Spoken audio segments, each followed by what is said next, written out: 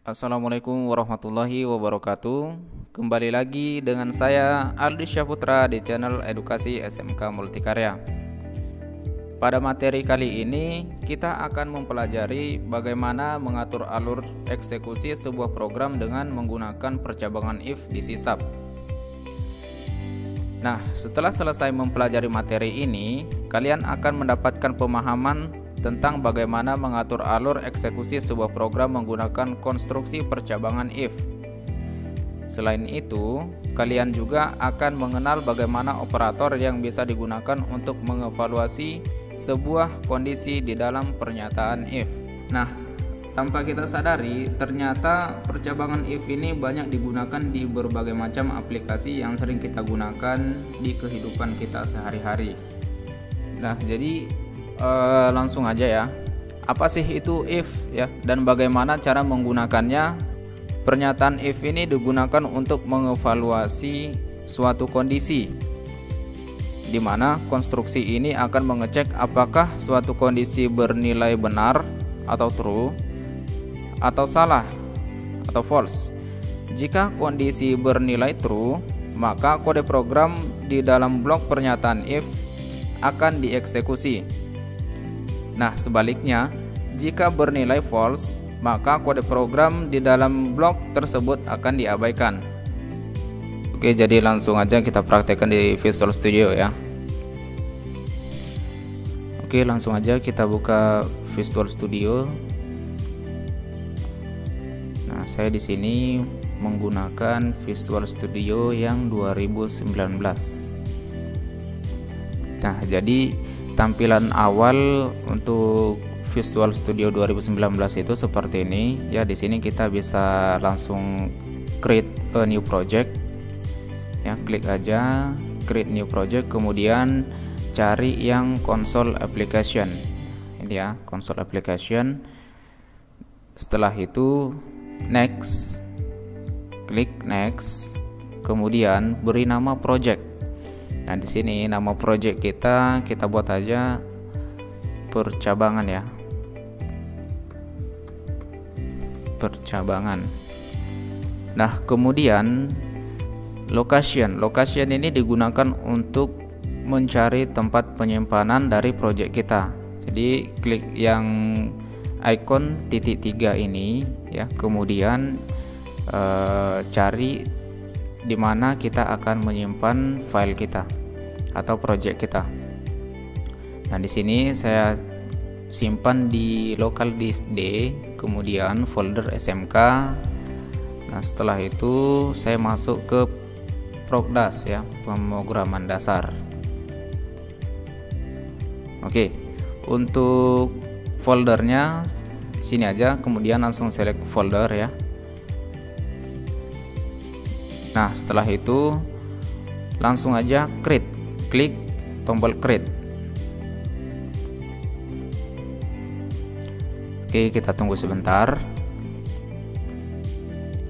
Oke, nah jadi lembar kerja kita itu untuk di awal seperti ini ya. Nah, biasanya di Visual Studio 2019 akan langsung menampilkan console.writeline kemudian hello world ya, dimana kalau ini kita cetak akan langsung menampilkan hello world. Nah, kembali lagi ke topik kita, yaitu mengenai percabangan if ya. Langsung aja kita mulai ya. Di sini saya akan membuat sebuah tipe data ya, dimana tipe data yang saya gunakan itu adalah integer. Kemudian berikan variabel di sini bisa saja kalian buat nama atau yang lain semacamnya, karena variabel ini digunakan untuk menampung data ya. Saya buat di sini angka. Nah, untuk nilainya kita buat aja default ya. Nilai defaultnya itu saya buat 20. Oke.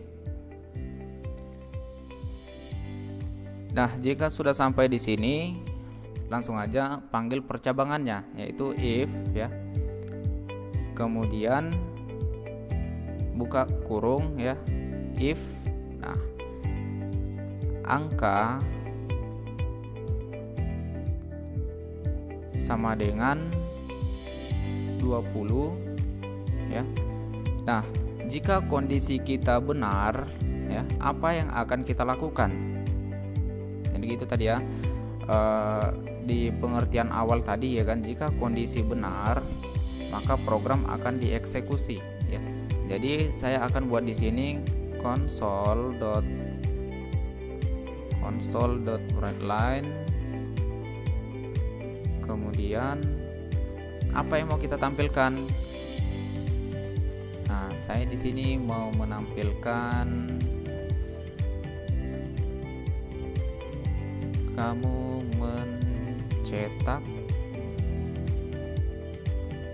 angka sama dengan 20. Oke.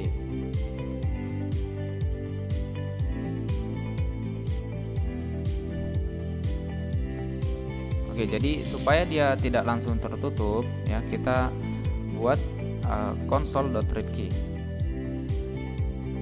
Console.readKey.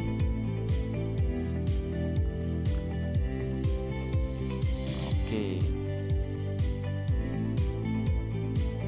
Nah, kemudian kalau kita jalankan ulang ya, maka yang akan dicetak itu adalah kamu mencetak angka sama dengan 20.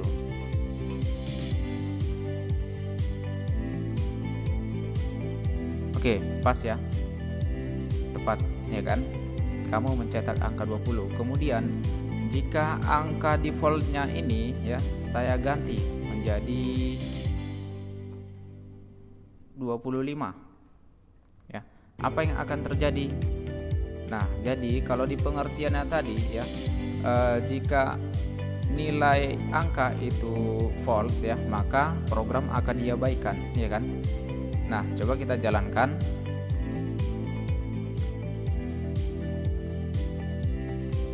Oke. Nah, jadi kita di sini hanya melihat program kosong ya kan.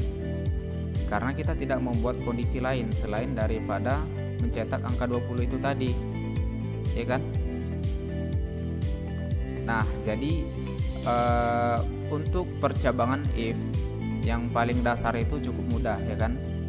Jadi saya sarankan ikuti terus materi-materi berikutnya, di mana materi berikutnya kita akan membahas mengenai percabangan if else ya.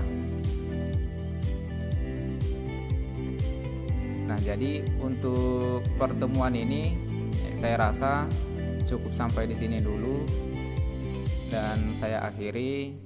Assalamualaikum warahmatullahi wabarakatuh.